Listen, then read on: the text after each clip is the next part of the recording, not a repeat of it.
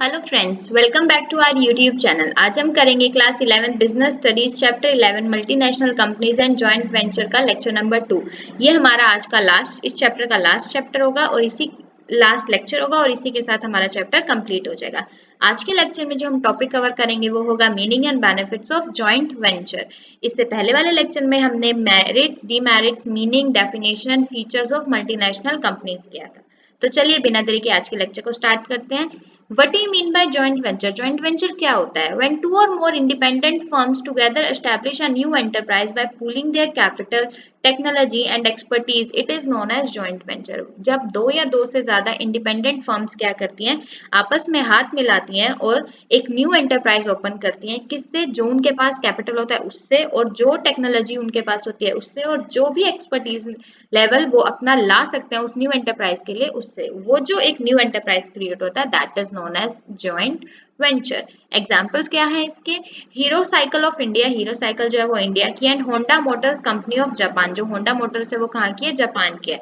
Jointly established hero Honda, उन्होंने आपस में मिलकर एक जॉइंट वेंचर एस्टैब्लिश किया है जिसको हम क्या बुलाते हैं? Hero Honda. Similarly Suzuki Motors of Japan, Suzuki जो है वो जापान की है, और Maruti of government of India, Maruti किसकी है? इंडिया की है। उन्होंने जो एक जॉइंट वेंचर क्रिएट किया उसको हम क्या बोलते हैं? मारुति उद्योग, मारुति सुजुकी जिसको हम बोलते हैं। इसके फीचर्स क्या होते हैं जॉइंट वेंचर के? Capital is provided jointly by the government and private sector entrepreneur. जो कैपिटल होता है वो कौन लेके आता है?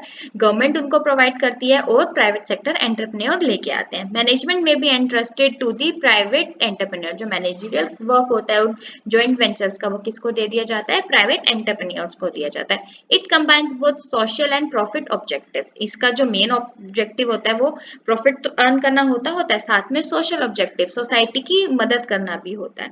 It is responsible to the government and the private investors. ये किसको रिस्पॉन्सिबल होती है? गवर्नमेंट को भी रिस्पॉन्सिबल होती है, अकाउंटेबल होती है, और जो प्राइवेट इन्वेस्टर्स इनमें इन्वेस्ट करता है पैसा उसके लिए भी ये अकाउंटेबल होती है। तो ये हमारे ज्वाइंट वेंचर का मीनिंग, एग्जाम्पल और फीचर्स थे। नेक्स्ट टॉपिक क्या कह रहा है? नेक्स्ट टॉपिक हमारा कह रहा है benefits of joint venture. Joint venture के क्या बेनिफिट्स हैं?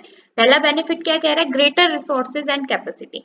एक से भले दो कहावत आपने सुनी होगी। तो जब एक बंदे के पास किसी चीज की कमी हो जाती है तो हो सकता है वो दूसरे बंदे के पास हो, तो एक से भले दो।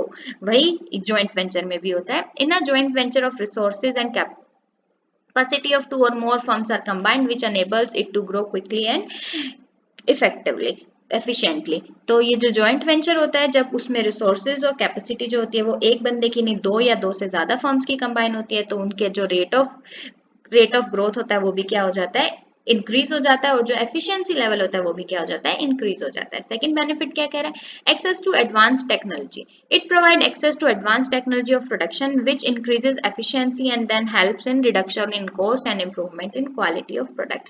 जो ये जॉइंट वेंचर्स होते हैं जब दो या दो से अधिक फर्म्स आपस में मिलते हैं तो अपने साथ न्यू न्यू टेक्नोलॉजी लेके आते हैं प्रोडक्शन की, जिसकी वजह से इन एफिशिएंसी इंक्रीज होती है, वर्क इंक्रीज होता है, प्रोडक्शन इंक्रीज होती है, कॉस्ट कम हो जाती है, और क्वालिटी ऑफ प्रोडक्ट भी क्या हो जाती है? बेटर हो जाती है।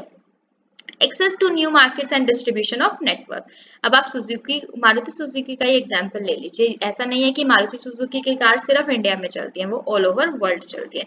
तो इससे क्या हुआ? हमें फॉरेन गेन हुआ। A foreign company gain access to the vast Indian market by entering into the joint venture with Indian company।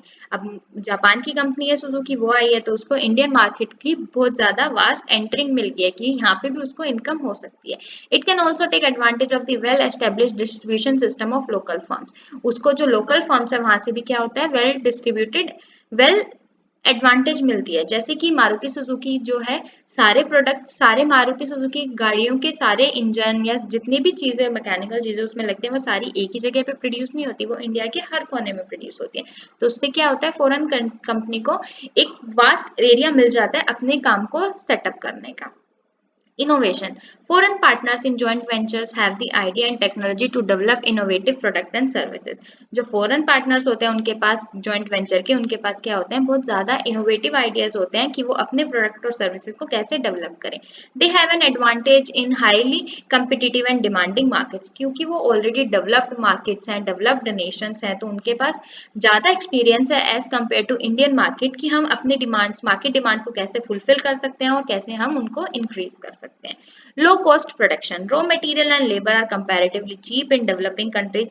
जो डेवलपिंग कंट्रीज होती है वहाँ पे क्या होते हैं, जो भी हमारे गुड्स एंड सर्विसेज को प्रोड्यूस करने के लिए रॉ मटेरियल होता है या लेबर होता है वो क्या होती है, चीप होती है अगर मैं डेवलप्ड कंट्रीज की बात करूँ।